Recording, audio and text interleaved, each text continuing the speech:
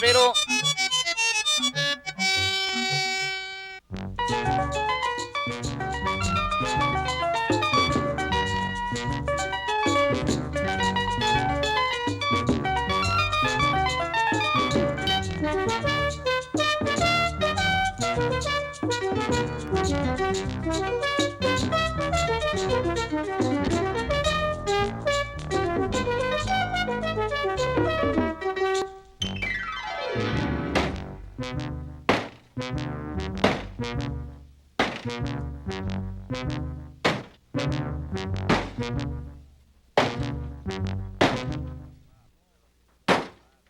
No passado, pelas dificuldades que se tinha, nós cuidávamos muito mais dos nossos bens, objetos, enfim, o que fosse. Nós cuidávamos, em primeiro lugar, muito mais. E hoje acontece que tudo está sendo feito com materiais mais leves. Os produtos também vão sendo enfraquecidos. Consequentemente, os produtos hoje se consomem também muito mais rápido.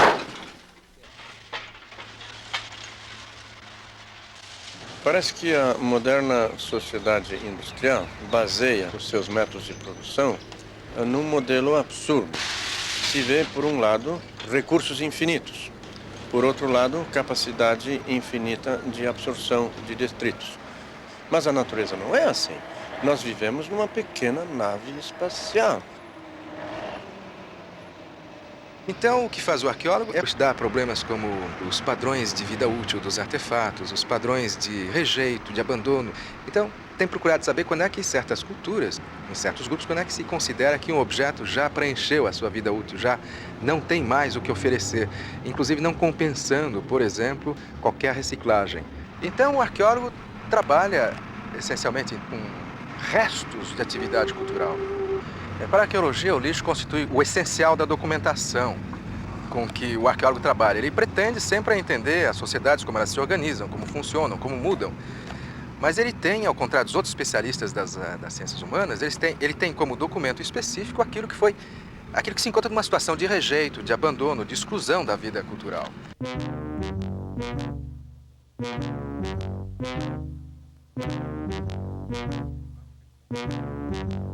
Nós estimamos que aqui no Rio de Janeiro em torno de 2.000 pessoas vivem disso. O chepeiro, que é o catador de lixo nos aterros sanitários, né, eles representam, estão dentro de um sistema econômico muito importante. Eles, na realidade, o que eles fazem é recuperar do lixo que está sendo jogado fora, totalmente jogado fora, materiais que podem ser recuperados. É uma atividade muito interessante porque isso indica o mercado comprador desses materiais. Se você quer verificar a viabilidade teórica de reciclar, você vai a um aterro sanitário e vê se tem catador. Eles são os melhores indicadores de se há ou não mercado e se há viabilidade de se retirar produtos de lixo e vender para a industrialização.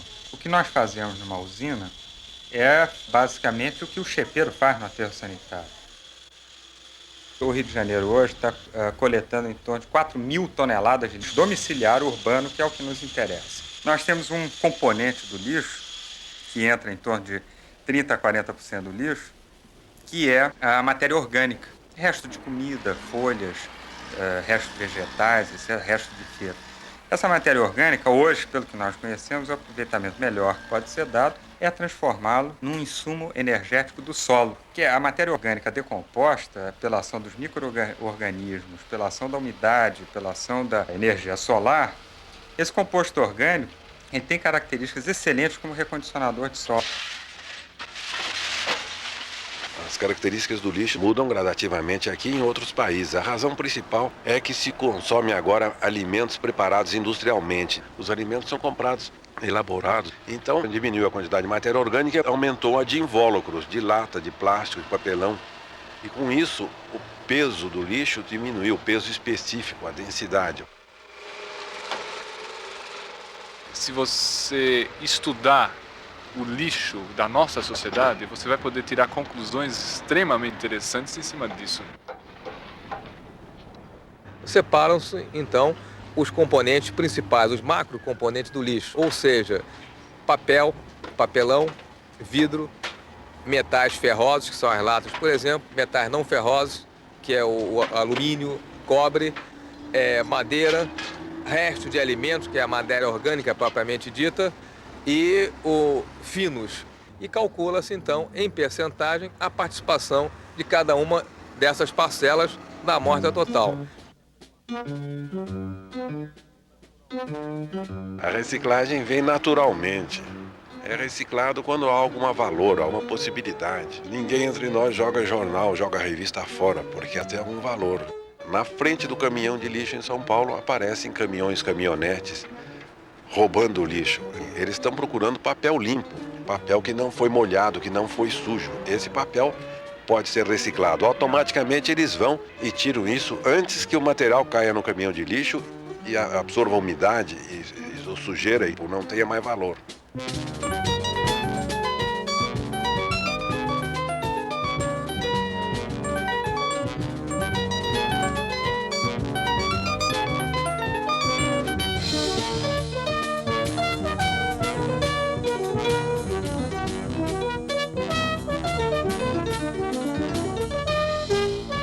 A partir do momento que você tem lixo na rua, ao mesmo tempo que você tem um problema, você tem uma riqueza.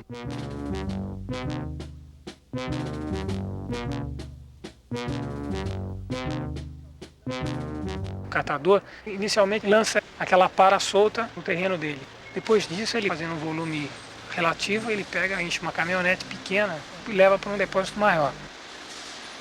O catador, normalmente, esse papel já é semi-classificado por ele, as impurezas grossas já são, na maioria, tiradas, e ele vem para dentro do depósito sofrer uma segunda depuração. O papel é aberto, selecionado e separado, porque dentro do papel velho ele tem papelão, tem cartolina, tem plástico, tem uma série de coisas, e isso tudo não pode ir diretamente para a indústria de reciclagem. Pelas estatísticas, tanto da Associação dos Fabricantes quanto dos aparistas, do papel produzido hoje, 35% dessas fibras são de origem de fibras recicladas ou de papel velho. Considerando o Brasil, com a área territorial que a gente tem, que a gente está reciclando da ordem de 30% a 35% de fibras, eu acho que isso é uma quantidade considerável.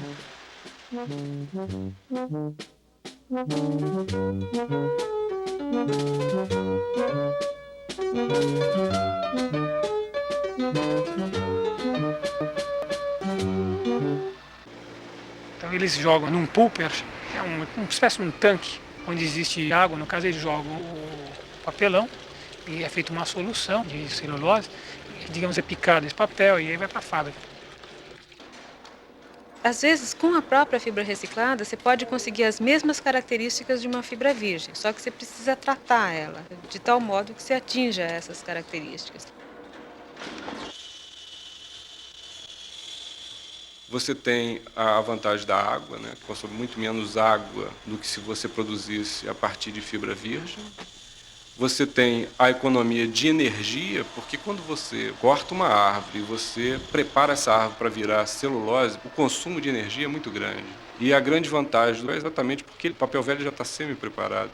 Então, essa economia é muito marcante. Depois você tem a área plantada que você deixa de utilizar, porque você está tirando do meio da rua, vamos dizer assim, para encaixar na indústria.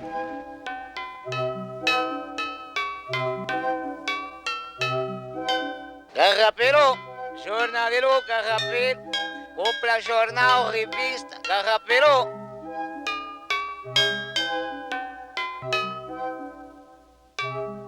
Jornaleiro, garrapero, jornaleiro, garrapero.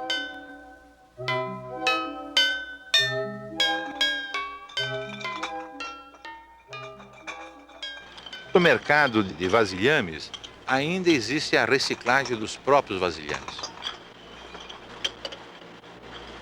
Esse tipo de vasilhame é destinado para firmas especializadas e que faz a separação de cada modelo, e este tipo é oferecido para os próprios fabricantes de bebidas e que fazem o uso novamente desse vasilhame.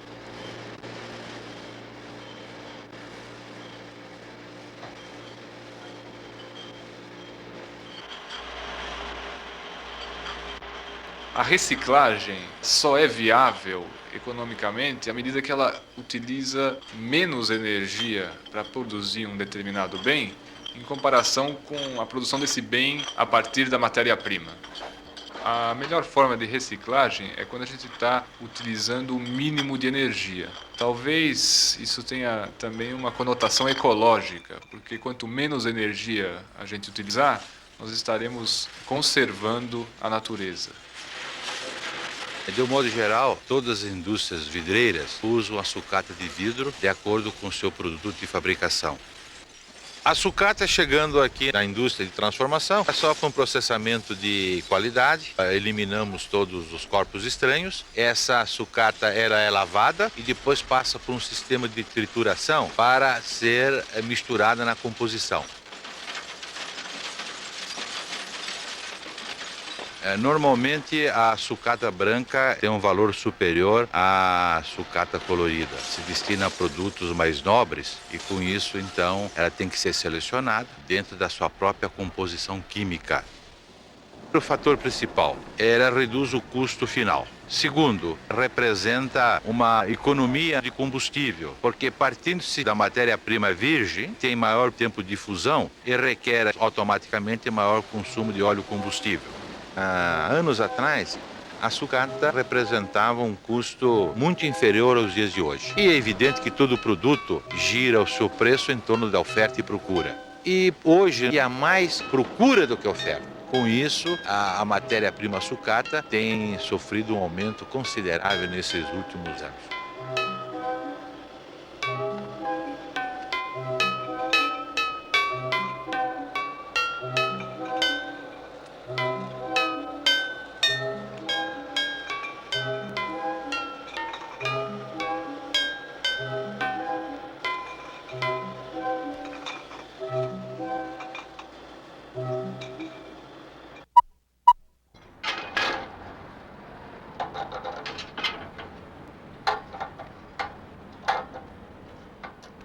Eu comecei há 50 anos exatamente.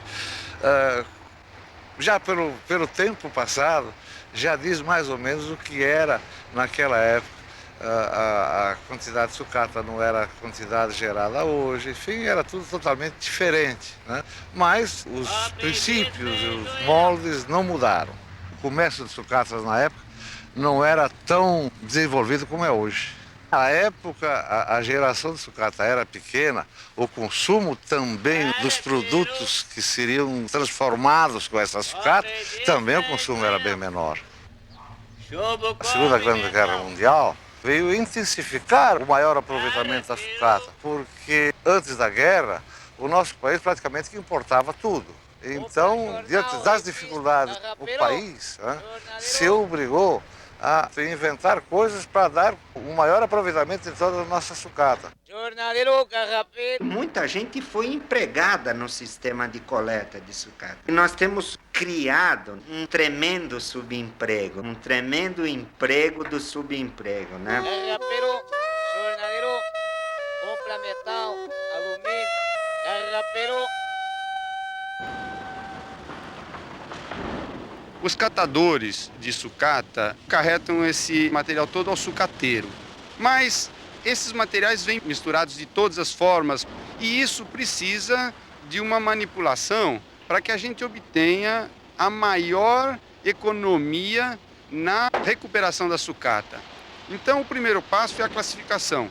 Para um segundo passo, a produção das ligas ou do refino da sucata que se está trabalhando.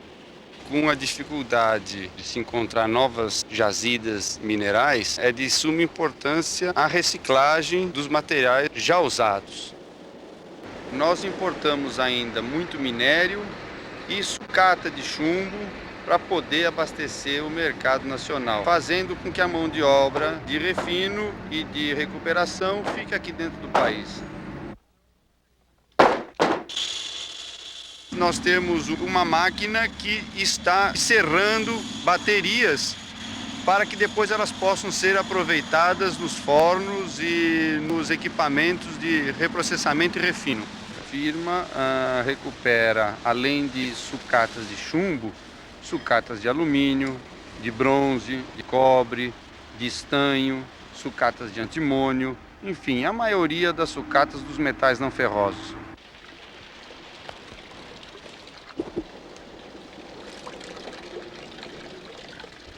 Aqui nesse trecho do Ferro Velho, nesse local nosso aqui em Fortaleza, tem mais ou menos umas 50, 60 pessoas nesse local, certo? Mas fora dos nossos ferro velhos, tem mais os ferro velhos por aqui em Fortaleza, sabe? Tem muitos ferro velhos, sabe? Mas esse nosso aqui é o mais atuante, sabe? Apesar de ser o mais central, ser o mais positivo que todo mundo procura aqui, sabe? Hoje não se perde nenhuma pecinha do ferro velho. Chega um cidadão com a criança, papai, eu quero fazer um patinete. Quer dizer que se comprou o rolamento velho, que não estava mais servindo para o carro, com uma utilidade melhor, e já se vende para um filho de um cidadão fazer um patinetezinho para brincar. É uma foicinha, é um ralozinho para diamante, chama diamante, para poço também, que é um usado. É um cilindrozinho de bomba de plástico, é um jonçozinho para bomba. O meu trabalho é uma junção de formas. Eu faço juntar as formas que eu encontro com a solda elétrica e vou montando as coisas. Eu acho que é uma coisa assim de premiar a peça, que já deu a sua cota e agora vai dar outra cota como arte. A ideia do bode foi a tesoura de cortar grama, que eu vejo a cara do bode e o chifre do bode, a semelhança eu acho. Aqui os chocalhos são as orelhas do bode. E a descarga do carro que é o corpo dele, as pernas são de bicicletas, e outras peças mais. Eu tenho um amigo que falou para mim assim, com uma peça dessa, ele diz que eu consegui duas coisas, que foi o visual e o sonoro.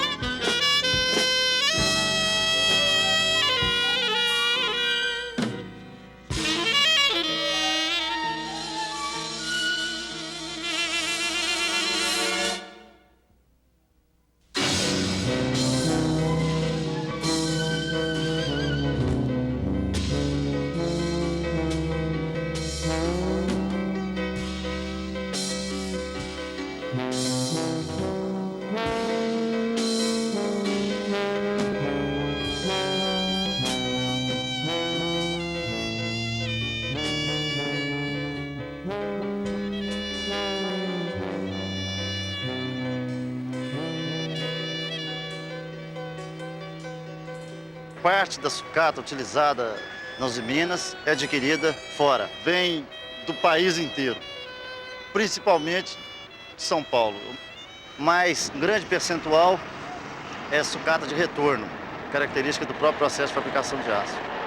A utilização da sucata na siderurgia seria uma forma de aproveitamento das perdas que são características do processo de fabricação de aço.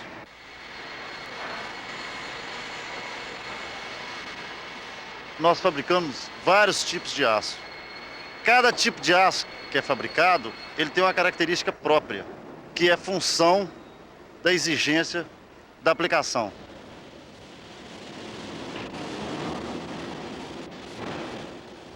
Você tendo um processo de maior rendimento, você gera menos sucata. Isso é uma tendência mundial, porque a tendência é faltar sucata. O suprimento de sucata não ser o suficiente para o desejado. Dentro daquela velha filosofia do Lavoisier, nada se perde, tudo se transforma. Assim é na sucata.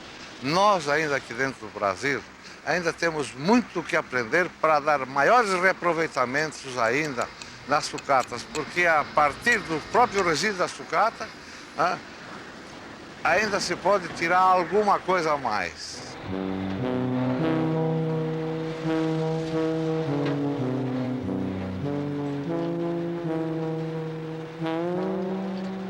Quanto mais se consome, mais sobras, mais resíduos há. Inconveniente não há.